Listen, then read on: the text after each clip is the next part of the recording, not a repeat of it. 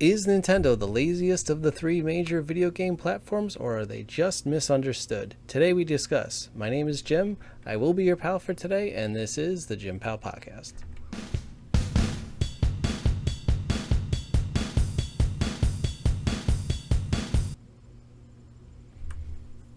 Welcome in, everybody. As a reminder, we do stream on Twitch 3 days a week, Sunday, Wednesday, and Friday at 8:30 p.m. Eastern, playing Mario Maker 2, playing your viewer levels. We'd love to have you. Please stop in.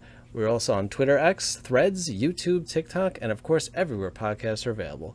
Please leave us comments on what you think about the episode on YouTube, or come by the stream and tell me about it. Alright, let's get started. First and foremost, disclaimer, I love Nintendo. Despite the title, I've played more Nintendo games and logged more hours than either on Xbox, PlayStation, or PC combined. I'm a Nintendo man. I've played Nintendo since the OG, back when my family got one back in 1987. Yes, I played the original Super Mario Bros. When it was still basically new. I was 4 years old at the time, and this dates me a bit, but I wanted to say that before laying into them and making Shigeru Miyamoto cry in his Nintendo cereal. Let's go. We'll start with the complaints I have against Nintendo. First and foremost, we never got a true remaster of Mario 64. It was requested, demanded, and rumored for years. We waited 23 years to only get a port to the Nintendo Switch. A port.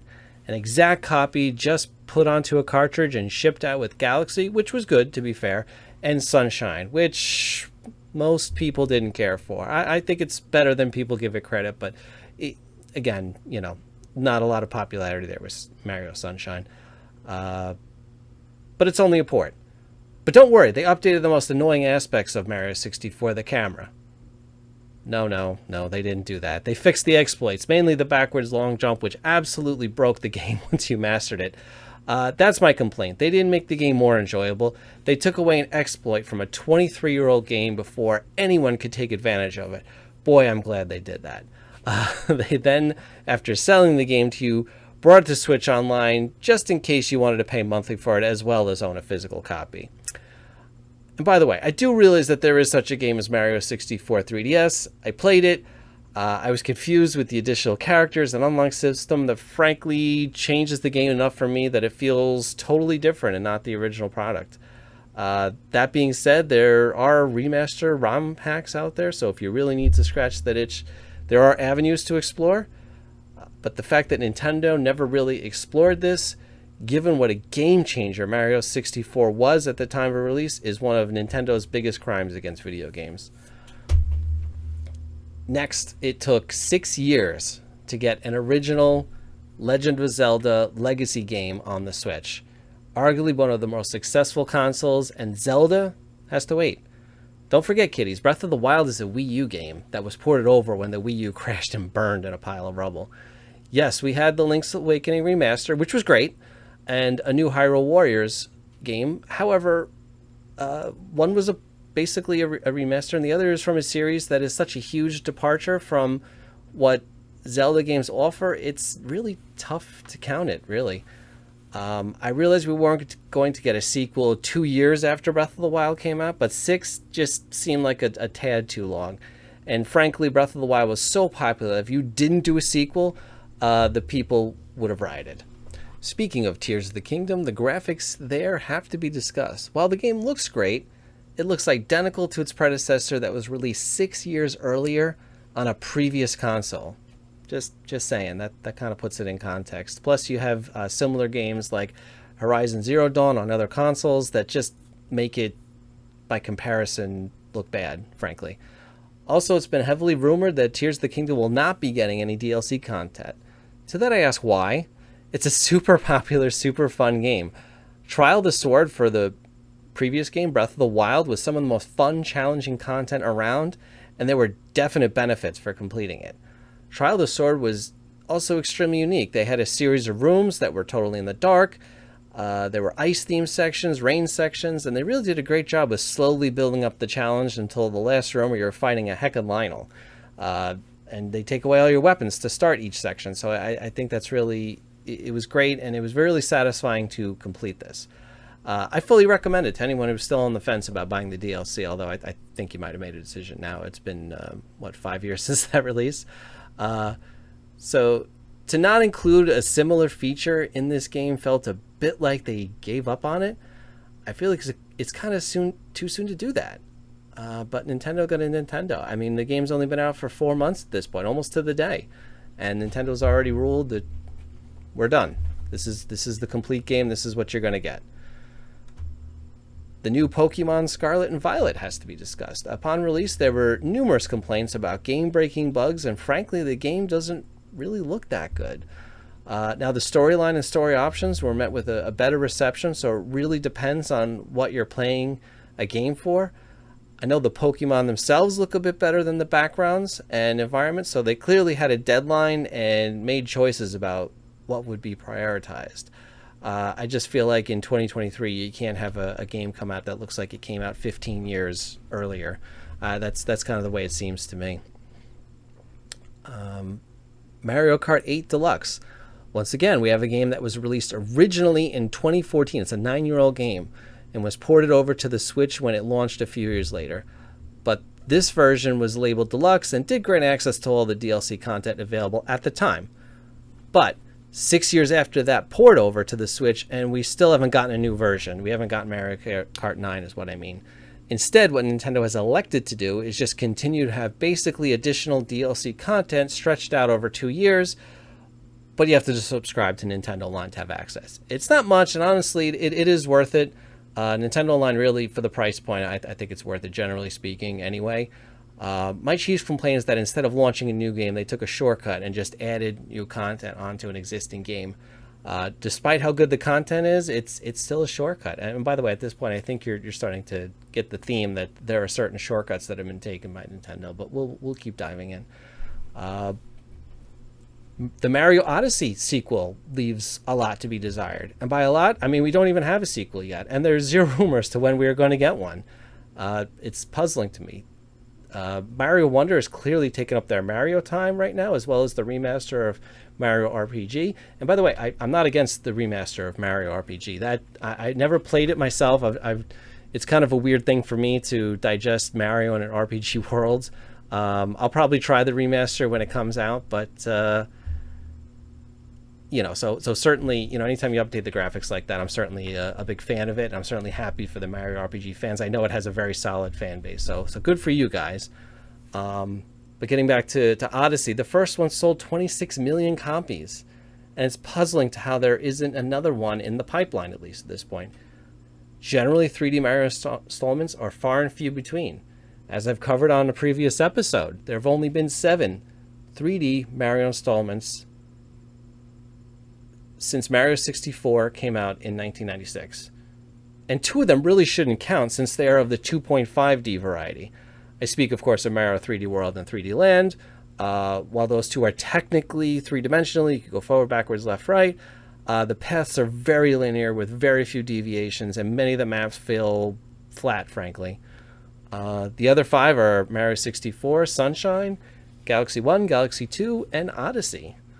There are 7 years from Galaxy 2 to Odyssey, and now it's been 6 years since Mario Odyssey was released without another one anywhere in sight. There are bigger gaps. These are bigger gaps than fans have an appetite for. It is perplexing that after the success of Mario Galaxy 1 and 2, Nintendo proceeded to dabble in 2D Mario again for years. It was something that confused me since it was really going backwards with the technology. But what do I know? New Super Mario Bros. For the Wii U, for the Wii, sold 10 million more copies than Galaxy 1 and 2 combined. And it had to be cheaper to produce. So really, folks, what kind of lessons are we teaching Nintendo here? And New Super Mario Bros. U sold just about as much as 3D World. I'm just saying, we're kind of giving them the wrong answers, if we were trying to get a 3D game going. Super Mario Maker 2. I obviously have a ton of opinions about this one. I played a lot on Twitch. Maker is generally a really enjoyable experience with many different game modes to partake in. The first issue I have, though, is that there was clearly a Super Mario Bros. 2 level creation mode that was abandoned, and instead we had an SMB2 mushroom thrown into the Mario Bros. 1 mode. Nintendo, again, clearly prioritized in favor of another game releasing, and I had to make quick decisions. Again, they're shortcutting this, unfortunately. They also have never gone back to update Maker 2 in any major way since then. Maker 2 is making the money. People subscribe to Nintendo Online just to have access to the custom levels. I know I speak to people. There are people who do it. It continues to be a very popular game on Twitch and has sold more copies than the original. I do think the reason Maker has been abandoned here is because the sales do not rank when compared to other franchises that have released on the Switch. Maker 2 did not crack the top 10 or even top 20 in terms of unit sales. So in their defense, that may be why. As we mentioned earlier, Mario Kart 8 is still getting DLC content 6 whole years after the port over to the Switch, and is the #1 best-selling Nintendo Switch game to date. Nintendo is just reacting to what they see on the spreadsheet, guys. That's what they're reacting to, unfortunately. By the way, Nintendo knows ROM hacks exist, right? It's basically Mario Maker with no rules. The limitations are lifted. The training wheels have come off. You can do whatever you want. Unlimited creation. It turns out people like this, and why websites like SMW Central are around, thriving, and attracting what should be Nintendo customers. But instead, Nintendo loses them to content that isn't even paid for. It's free. You can go do this right now. Take some learning, but sure, you can catch on, I'm sure. What does Nintendo try to do in response? Create a better product? No, they try to bring lawsuits against these sites to bring them down so there isn't any competition. I understand the argument that these are Nintendo properties being exploited, but you know something? If you gave the fans truly what they wanted in Mario Maker, they wouldn't go elsewhere. Instead, Nintendo fights for the right to not compete as opposed to just building a better product. There is the fact that you only added one game mode from Maker 1 to Maker 2. Maker 1 had Super Mario Bros. 1, 3, SMW, and New Super Mario Bros. U. Maker 2 had the same number of games plus one additional Super Mario 3D World, which frankly is the least popular game mode right now. It feels like you can do less with 3D World when creating a level, so naturally level creators gravitate elsewhere. As we mentioned, Nintendo was supposed to add in Super Mario Bros. 2 game mode, but ran out of time with the launch of a new game, so they abandoned it and instead worked into the SMB1 game mode. And then they made an announcement at the Nintendo Direct that they would never update Maker 2 again. This is a great way to kill all excitement for a game. Why not just leave it alone and not say anything? Why confirm that this is it? It's a terrible marketing strategy, just terrible. By the way, guys, this is it. We're done. Oh, okay. I guess we're done then. I mean, that's how do you expect the fans to react and your customers, frankly. Before I get too carried away, I would just say I covered most of my complaints about Maker and Maker 2 in a separate video a while back, so I won't beat the dead horse here. Please go check that out if you want my full opinions on Maker to date. My point is Mario Maker could be so much better than it currently is, but Nintendo just kind of gave up on the concept. That's kind of how I feel at this point. Generally, the stories and plot devices for Nintendo games have been weak.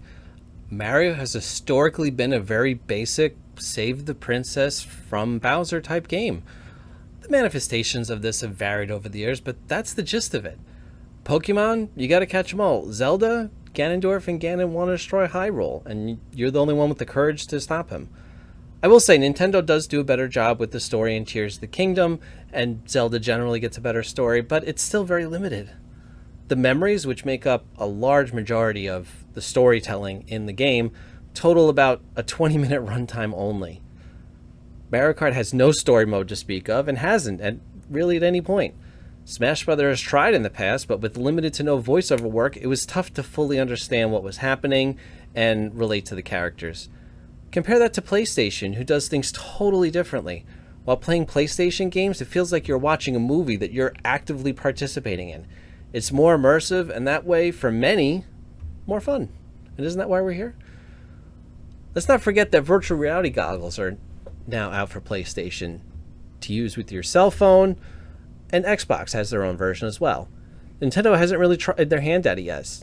Unless you count Virtual Boy or those cardboard cutouts they tried a few years back. That was embarrassing, frankly. You really could just look at what Nintendo did and cut out a cardboard box to replicate what they did. Again, comes across as lazy and just a quick, cash grab type situation. But I feel like a lot of the decisions Nintendo makes, when I list them out, patterns start to emerge. They don't have the resources to do everything they want to do. They don't have the resources to make Mario Kart 9, but can add on to Mario Kart 8 endlessly, it seems. They can't make Odyssey 2 right now, so they'll give us Mario Wonder instead with visually unique areas and items. They're going to a new kingdom entirely, so it makes sense for everything to be kind of wacky. They're stretched too thin. They're stuck trying to make games constantly while also working on the next console. You always have to be trying to develop your next-gen console. Sony, for example, could just focus on the console for the most part, and its capabilities there. Sony isn't under the pressure that Nintendo is under to make new games across a wide variety of properties every year or every season or, however often Nintendo releases. Nintendo, especially as the years go by, have relied more and more on their in-house properties to support them. Sure, there are other games from other developers, but take a look at Nintendo's most sold games with each console. It's mostly just in-house content. Nintendo can't make an entirely new Zelda game, but they will take the Breath of the Wild map and add on to it in clever ways. Yes, they added an entirely new map underneath the one you were playing on, the Depths. They were very clever with designing this one. I will give them credit. The topography is opposite what you find above. If you see a mountain above, now there's a valley in the depths. There was a valley above, now below is a mountain to climb in the depths. Rivers and lakes just go right to the ceiling and are basically inaccessible, with one or two exceptions. It's a shortcut, and due to the lack of light down there, it feels somewhat repetitive, but they had a lot of enemies down there, secret outfits, and arenas which provide for additional content without having to rack your brain making something out of thin air. Almost every aspect of the depths is related to what's happening above. Once you realize it, exploring the depths becomes much easier. So Nintendo took a shortcut, but it ended up being a fun one and kind of genius in a lot of ways. I know I've discussed this in the past, but they really have an interesting take in this game on the dark world that that they had in, let's say, like A Link to the Past or an Ocarina of Time, where you travel backwards from the past to the future. So the world changes radically every time you go back and forth. But back to Tears of the Kingdom. Between the depths, the Sky Islands, and the new cave system, we really get 2.5 times the map that you had in Breath of the Wild, which is impressive because the map in Breath of the Wild was already pretty huge. They went with quantity with this game. The quality did improve too in many ways, but the quantity far outpaced the quality here for sure. But as we've been saying, Nintendo generally prides itself on their own properties. Sony generally lets developers do their own thing and is happy with that arrangement. Nintendo wants to control everything on their console. That doesn't always work out.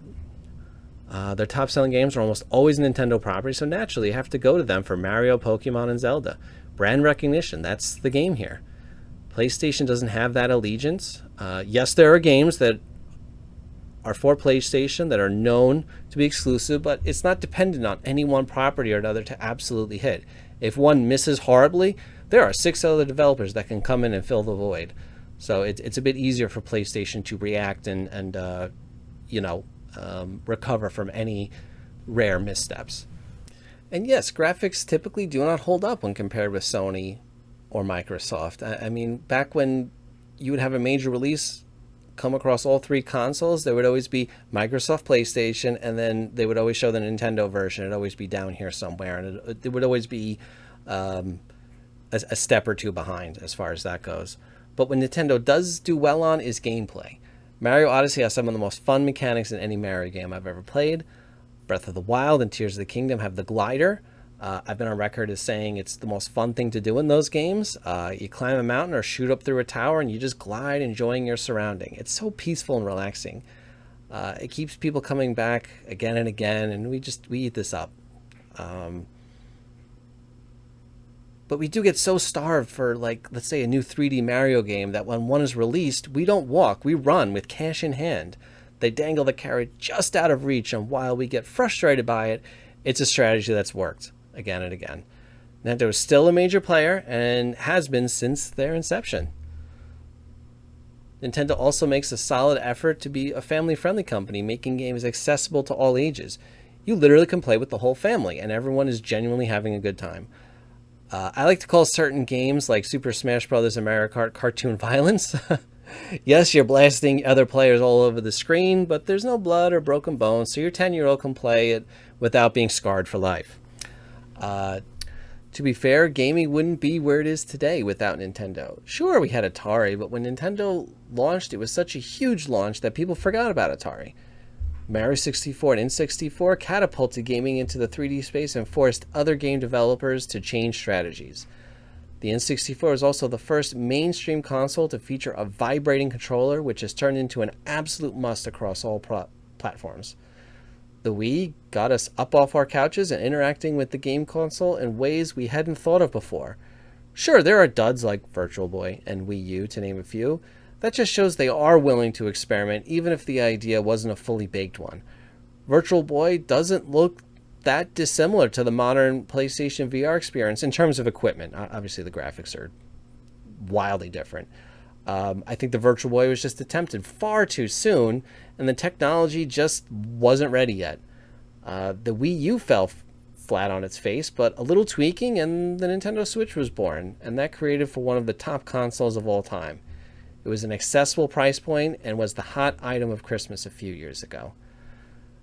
No, Nintendo doesn't always hit, and sometimes it comes back to bite them. Despite the Switch success, I think they are still reeling from the misstep that was the Wii U, financially speaking. They are running and jumping from one property to the next, trying to keep up and keep each one relevant. The Switch 2, or whatever the next console ends up being called, is very important to Nintendo, even more so than most new consoles are to their companies. Will they take the next step, come up with something new, or fall again? I think they absolutely need to get into the VR space, as that is starting to take off. I tried the PlayStation VR experience recently, and it absolutely blew my mind. So Nintendo's lagging way behind as far as that goes. I also think they need to come up with something that I'm not even thinking about. That's how you become a leader again. Invent the next big thing. Don't chase after the big thing. It's what made them famous in the video game world in the first place. Let's see what they do. I'll be there to see it, and I think so will you. Well, this wraps up episode 8 of the Jim Pal Podcast. What are your complaints about Nintendo? What do you think they excel at? What would you change? Am I just being a whiny brat, or do I bring up some solid points? I want to hear from you guys. Speak your mind in the comments section on YouTube. Also, come check us out on TikTok, Twiiter-X, Threads, everywhere podcasts are available, and of course, Twitch 3 days a week, Sunday, Wednesday, and Friday, starting at 8:30 p.m. Eastern. Thanks so much for tuning into this episode. My name is Jim. I have been your pal for today, and this is the Jim Pal Podcast.